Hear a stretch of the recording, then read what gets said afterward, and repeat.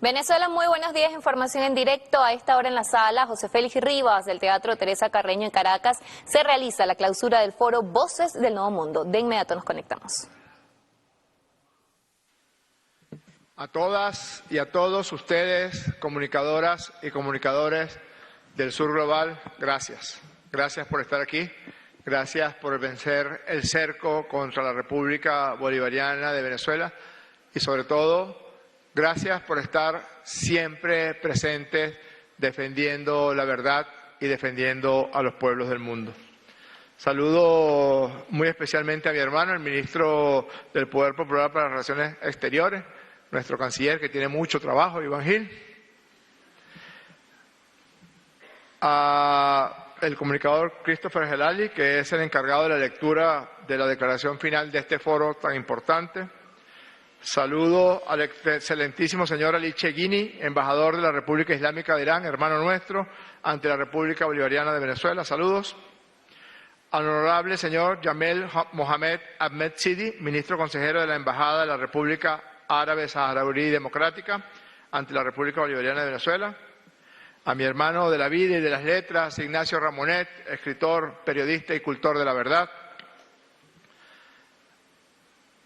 Saludamos con un abrazo lleno de admiración a la periodista Sahar Emami Calcoran, valiente mujer que demostró de qué madera están hechas las mujeres del Sur Global y que ha recibido el Premio Nacional de Periodismo de la República Bolivariana de Venezuela. Saludo al ministro del Poder Popular para la Industria y Producción Nacional, Alex Saab, que ha sido uno de los organizadores de este evento, a la viceministra para la Comunicación Internacional, presidenta de la Gran Misión Vuelta a la Patria, Camila Fabri de Saab. Saludamos a todos nuestros hermanos que están presentes hoy aquí y con admiración quisiera nombrarlos a todos porque todos han sido valientes en este proceso de lucha en contra de la mentira, en contra de la manipulación y sobre todo en contra de la agresión de nuestros pueblos. Bahidi Mohammad Dresa, director del Departamento de Corresponsales Extranjeros y Empresas de Medios de Comunicación del canal de noticias Al Alam. Ayanda Hollow, presidente de TV BRICS África. Mantula Nunkululenko, vicepresidenta de la Asociación de Periodistas BRICS de los Estados Unidos de América, del mismo vientre de la bestia. Está hoy aquí Jackson Hinkle, comentarista político e influenciador que siempre ha estado luchando por denunciar tanta manipulación que proviene del imperialismo mediático. Christopher Gelali, nuestro relator, activista y periodista. De nuestra hermana República Argentina, Julio Villa, productor del canal de streaming La Neurona Rebelde, bienvenido. Sebastián Salgado, director de la agencia de noticias Data Urgente de Argentina, bienvenido. De la República de Colombia, nuestra hermana República, se encuentra con nosotros Holman Morris, gerente del Sistema de Medios Públicos. De la República Árabe Siria, Bashar Barasi, corresponsal de Venezuela News y de Hispan TV ante Siria. Aquí dice, por razones de protocolo, Reino de España. Me tendrían que matar para llamar a España un reino. De España, Pascual Serrano, nuestro hermano. Bienvenido.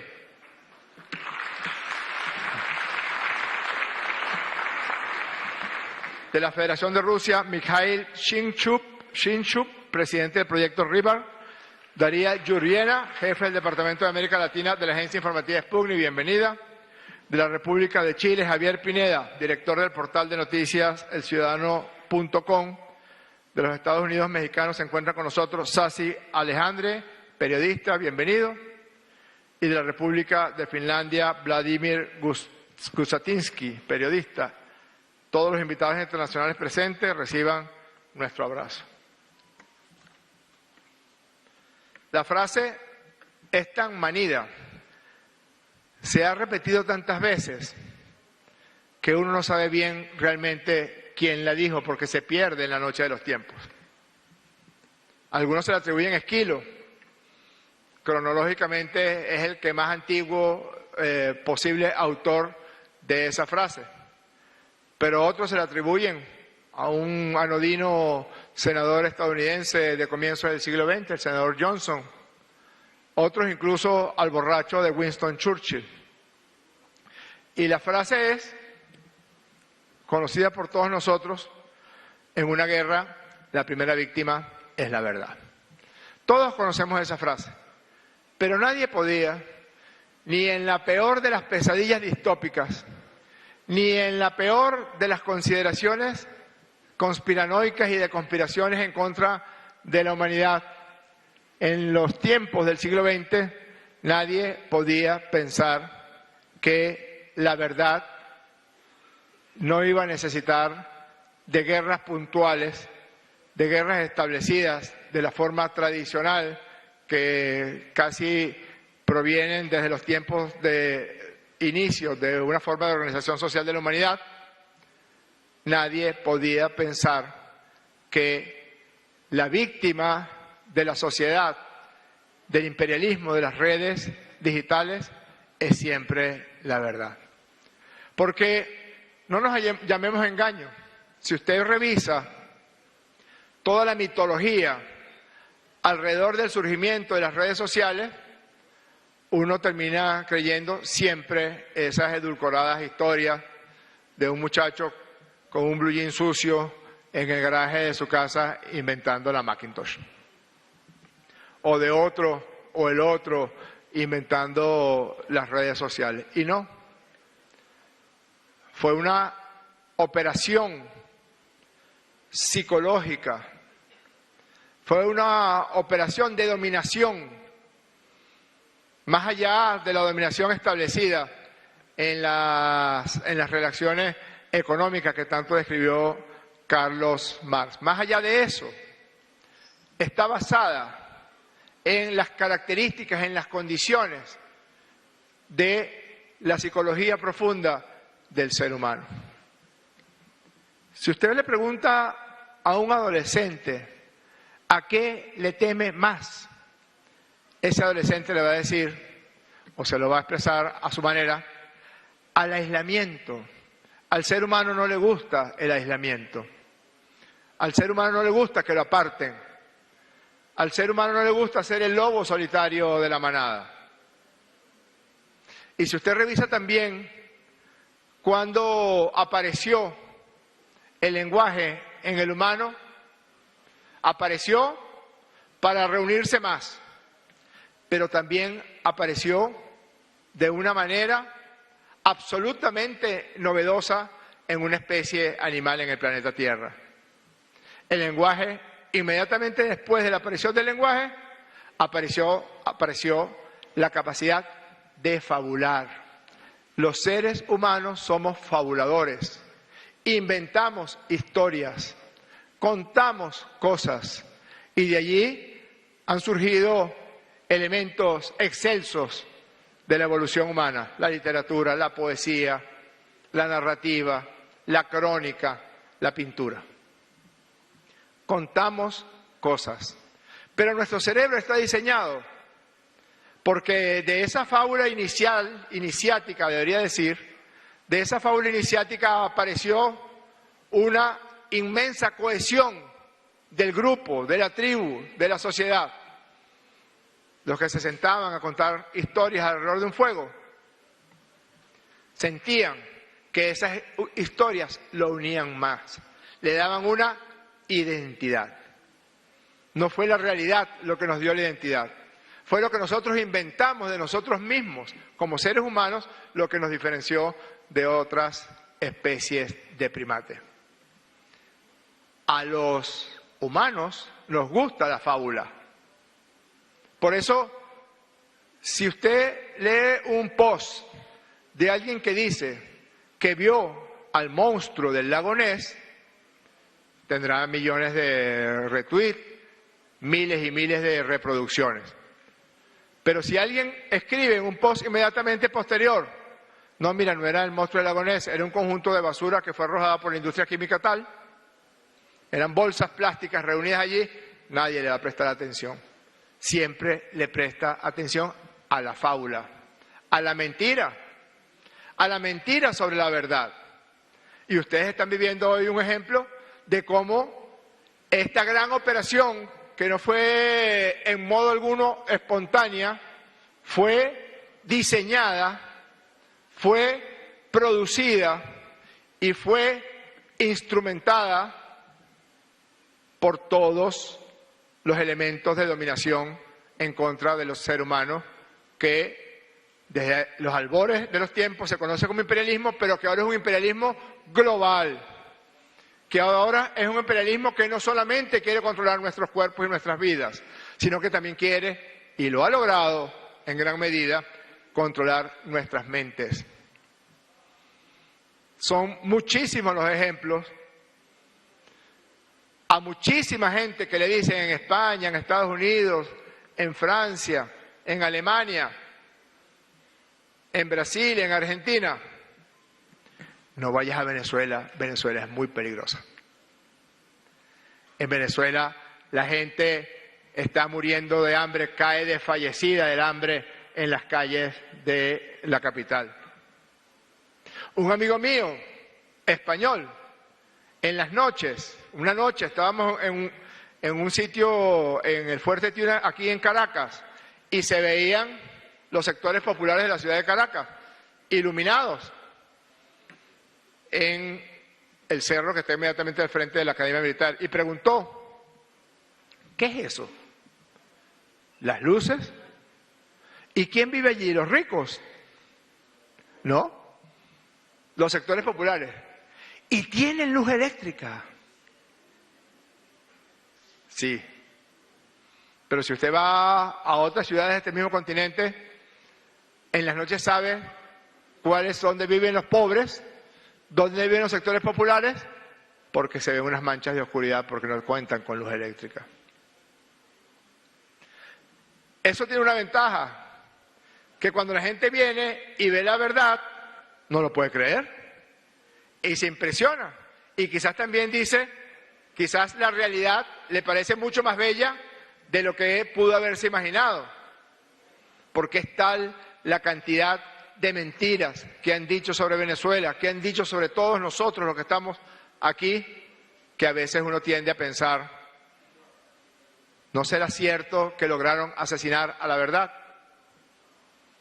¿No será cierto que ya el inmenso conglomerado que conforman la humanidad ya ha descartado y desechado por difícil de conseguir a la verdad? Incluso de los peores crímenes, me atrevo a decir en este momento, el peor crimen que se haya perpetrado en el siglo XXI en la humanidad es el exterminio y el genocidio de Gaza. Busque la forma como el imperialismo mediático, ese conglomerado poderosísimo, se refiere al genocidio y al exterminio en Gaza. La guerra, así la llaman, asesinar decenas de miles de niños, lo llaman una guerra, asesinar médicos, asesinar educadores, asesinar periodistas, asesinar representantes de la Cruz Roja, matar niños cuando están recibiendo o buscando desesperadamente alimentos. El otro día yo leí en un encuentro parecido a este, una frase publicada en un medio de estos conglomerados europeos, y decía: Israel, genérico, Israel, un país aparentemente, prohíbe el acceso a las playas en Gaza. Casi parecía una cosa turística. Esta playa no es peligrosa, esta sí. Y resulta que el ejército genocida de Netanyahu prohíbe que pasen a las playas para que no puedan pescar, para que no puedan buscar alimento, para que no puedan refrescarse en el calor infernal al que están siendo sometidos por tanto hacinamiento. Entonces dicen: la guerra de Israel, un país, contra Hamás. Y con esa con ese eufemismo brutal, está ocurriendo frente a nuestros ojos, está ocurriendo frente a nuestras narices, el peor genocidio que haya conocido la historia de la humanidad en este siglo XXI. Y me atrevo a decir, en los últimos 120 años. Solo comparable al genocidio nazi del año 43, 44, 42. ¿Cómo hubieran interpretado los medios de comunicación del conglomerado imperial mundial? ¿Cómo lo hubieran interpretado la noticia de cuando el Ejército Rojo descubrió, horrorizado, a los campos de concentración, a los campos de exterminio nazi? ¿Qué hubieran dicho? La guerra de Alemania contra los judíos.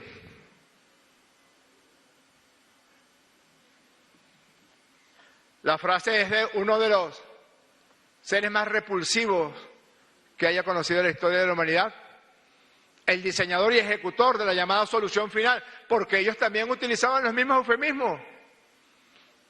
Con el argumento de la solución final, asesinaron a 6 millones de personas indefensas, separaron familias, al padre para un campo de concentración porque podía trabajar más, a la madre a otro para asesinarla rápidamente y a los niños a otro para dejarlos que murieran de mengua. ¿Cómo llamar a eso? En los albores de la llamada solución final, que no fue otra que el genocidio atroz en contra del pueblo judío, pero hasta allí aparece la manipulación. A los comunistas también los mataron en los campos de concentración.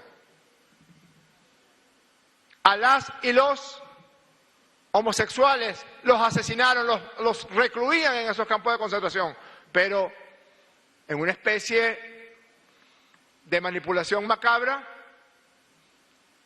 solamente asesinaron al pueblo judío y a más nadie, porque los comunistas no huelen bien para esos conglomerados. Es tan bárbaro que a estas alturas no fue el Ejército Rojo quien ganó la Segunda Guerra Mundial. No. Fueron el borracho de Churchill y los gringos. Y hasta a veces tienen el descaro de decir que los franceses, que fue de los países que más rápidamente cayó bajo las garras del ejército nazi.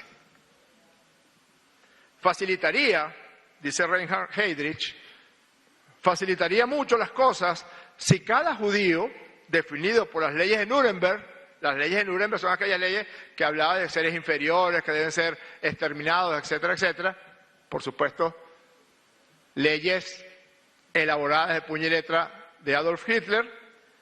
Si cada judío definido llevara cierto tipo de insignia, la tristemente famosa estrella amarilla con el nombre, con la palabra judío, que debían llevar todos los representantes del pueblo judío en el territorio alemán.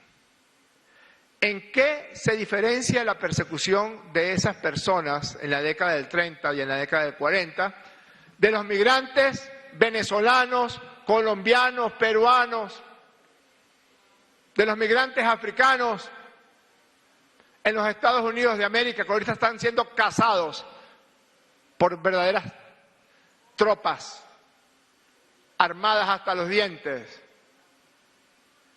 ¿En qué se diferencia? ¿Y por qué nadie lo está denunciando?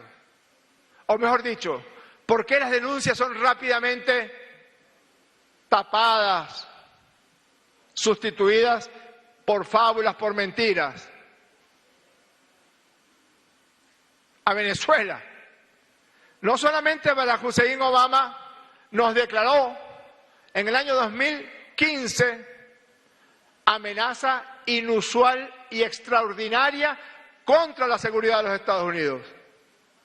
El país que más países ha invadido en su historia y en la historia de la humanidad. El país que cuenta con el arsenal nuclear más devastador y homicida que haya conocido la historia de la humanidad. el país que debe el desarrollo de su economía a su aparato militar industrial, dice que Venezuela es para ellos una amenaza inusual y extraordinaria. ¿Ustedes saben cuántas veces han salido del territorio de la República Bolivariana de Venezuela a todo lo largo de su historia de más de 500 años? ¿Ustedes saben cuántas veces han salido tropas de Venezuela, de las fronteras de Venezuela hacia otros países? Una sola vez, cuando el ejército libertador comandado por Simón Bolívar salió de las fronteras de la provincia de Venezuela para liberar a Colombia, a Ecuador, a Perú, a Bolivia y a Panamá.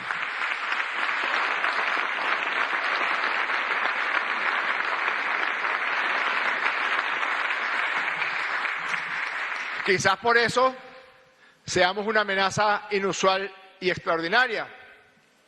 Porque como dice el presidente Maduro, sí, nosotros sí somos rebeldes. Sí, a nosotros no nos gusta arrodillarnos. Sí, nosotros decimos que el imperialismo norteamericano es un verdadero peligro para la existencia de la especie humana. Que lo que está amenazado en este momento es la existencia de la especie humana, es la existencia de la humanidad y es la existencia del planeta. Y no lo estoy diciendo con alarmismos innecesarios. Que Benjamín Netanyahu exista es una vergüenza para toda la humanidad. Es una vergüenza para todos nosotros y para todas nosotras. ¿De qué nos sirve estar viendo lo que ya han convertido en propaganda sobre la Alemania nazi y sobre los juicios de Nuremberg y que nunca más va a existir cuando cada día asesinan niños en Gaza? ¿De qué sirve? Es una vergüenza.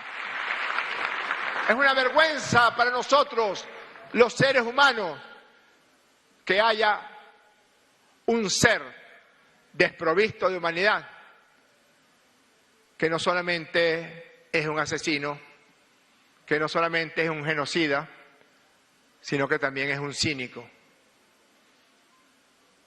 En el futuro habrá periodistas, investigadores, que sin duda alguna, equiparando a Netanyahu a otros seres deleznables de la historia de la humanidad, incluido Adolf Hitler, digan, ¿cómo se le ocurre a Benjamín Netanyahu, que mató a miles de niñas y a miles de niños, decir que él también pagó las consecuencias de la guerra porque su hijo no se pudo casar en una fecha? Porque ese es otro elemento.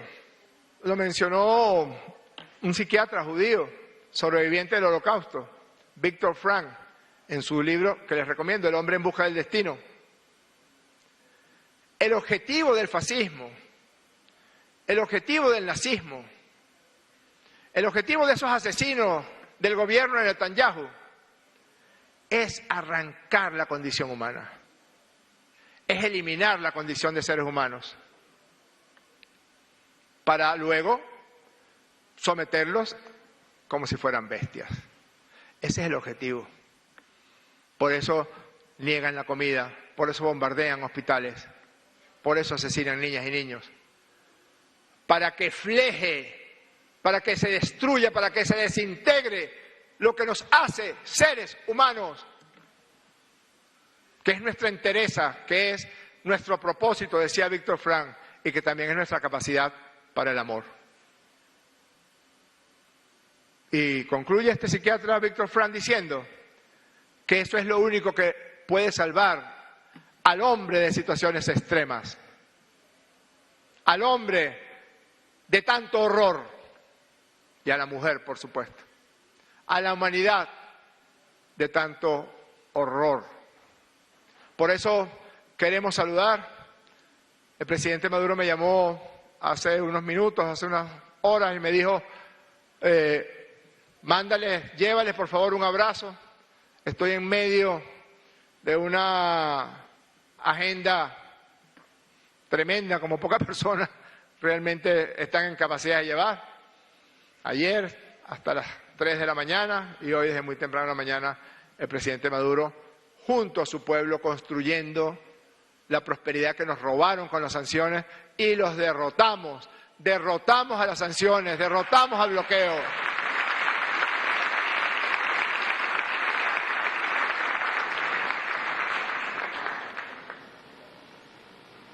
Y termina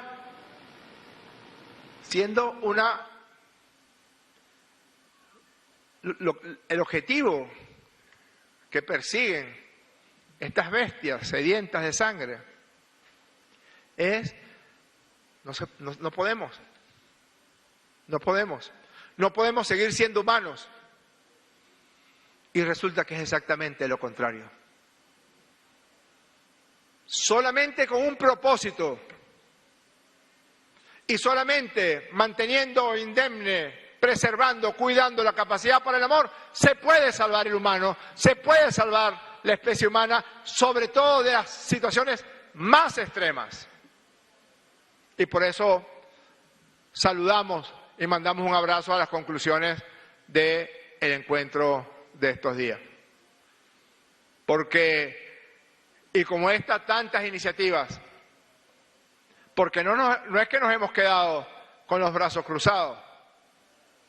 Aquí en Venezuela no nos hemos quedado con los brazos cruzados confrontando al imperio más brutal que haya conocido la historia de la humanidad, que nos ha convertido en su objetivo particular, que haya atacado directamente, con odio, con saña, con envidia, el estado de bienestar que el comandante Hugo Chávez y el presidente Nicolás Maduro edificaron, sostuvieron y cuidaron con sus manos. Mientras que en los 40 años de la llamada Cuarta República, que de república no tenía nada, con gobernantes completamente genuflexos a los intereses norteamericanos, no sé si ustedes lo saben, pero aquí en Venezuela, en las instalaciones militares, siempre había una oficina de la Agregaduría Militar de la Embajada de los Estados Unidos de América. Yes, sir. En esos 40 años, donde quienes mandaban aquí eran los esclavos, las marionetas de los gringos, era analfabetismo campeo. La desnutrición infantil era espantosa. La mortalidad infantil era altísima y la gente moría de mengua en los hospitales. En menos de 10 años, Hugo Chávez sacó a millones de venezolanos de la pobreza. En menos de 20 años, Hugo Chávez y Nicolás Maduro lograron erradicar el analfabetismo y además lograr educación completa de la gran mayoría de la población desde la edad preescolar hasta la educación universitaria. A eso fueron con odio especial. Hacia allá se dirigieron, hacia la yugular de la prosperidad económica y social de todo un pueblo. Hay que decirlo una y otra vez, eso no lo van a leer ustedes en ningún medio de comunicación de los conglomerados internacionales. En el año 2020, el año de la pandemia, a Venezuela ingresó el 1% del ingreso que había entrado a Venezuela 3 años antes. Imagínense por un momento que usted sea un padre de familia y tenga un salario, bueno, pongámoslo, $2.000, $3.000 mensual, y de la noche a la mañana su salario es reducido al 1%. Eso pasó aquí en Venezuela. Venezuela importaba el 70% de la comida que nos comíamos. No nos permitieron la rata de Macri en Argentina, a quien antes, al gobierno de Cristina y al gobierno de Néstor, Chávez le había comprado incubadoras, en vez de comprarlas en Alemania o en Estados Unidos, apeló a la solidaridad y al desarrollo de la tecnología en Argentina y le compró las incubadoras para los bebés recién nacidos, y la rata de Macri negó que compráramos los repuestos para las incubadoras. ¿Sabe quiénes repararon? Los científicos venezolanos.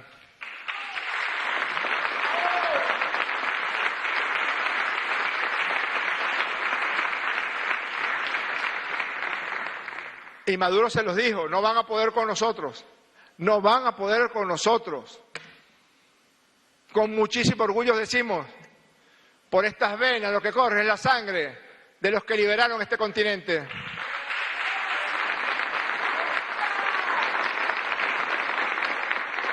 Y hoy pueden ir ustedes a cualquier calle de Caracas o de Venezuela.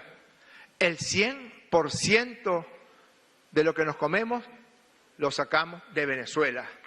Los vegetales, la carne, la leche.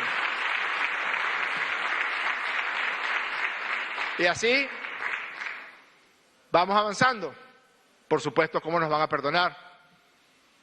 ¿Cómo van a perdonar a Irán, que hizo morder el polvo de la derrota a los genocidas, a los asesinos de Netanyahu?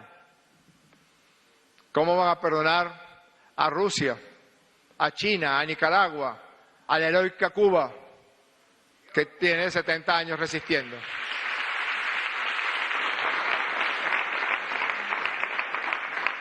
Y por eso se instala todo el conglomerado de mentiras. Y por eso nuestro propósito debe ser desmantelarlo, desactivarlo, con muchísima filigrana, con muchísimo esfuerzo, porque no es nada fácil. Cada vez que un niño ingresa a una red social o que un adolescente ingresa a una red social, es una batalla que estamos perdiendo. O en todo caso, para no ser tan extremista, es una amenaza que estamos viviendo. Porque lo lograron, diseñaron la tecnología para convertir en autómatas producto de estos mecanismos psicológicos profundos, la fábula, el aislamiento, el temor al aislamiento, la espiral del silencio, etcétera, para convertir no solamente en autómatas, sino en sujetos de esa ideología mentirosa. Cuando el presidente Maduro, hoy estamos cumpliendo 1 año y 2 días de la victoria del presidente Maduro el 28 de julio del año 2024.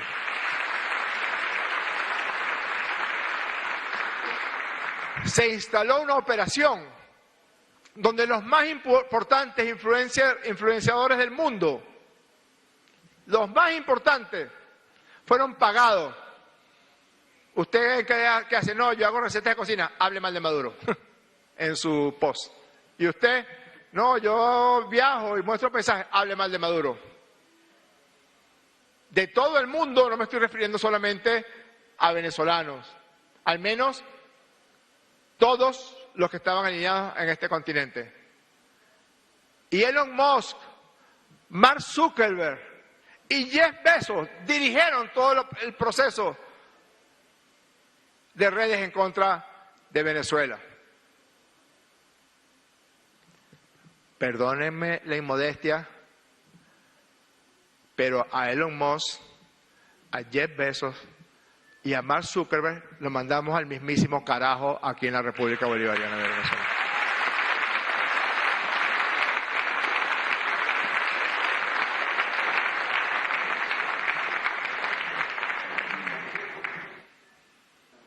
Entonces, claro que se puede.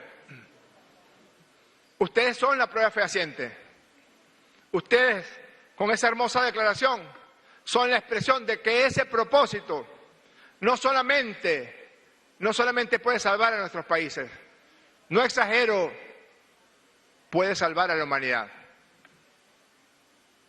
Porque ahorita estamos en la gran disyuntiva entre ser esclavos y ser libres.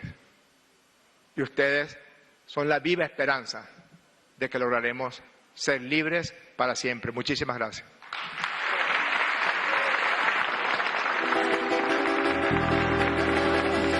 Otro el de caballos, la historia dormía y se despertó. Bien, ahí lo veíamos desde el Teatro Teresa Carreño, lo que ha sido la clausura de este foro Voces del Nuevo Mundo, precisamente orientado a los comunicadores populares de nuestro país.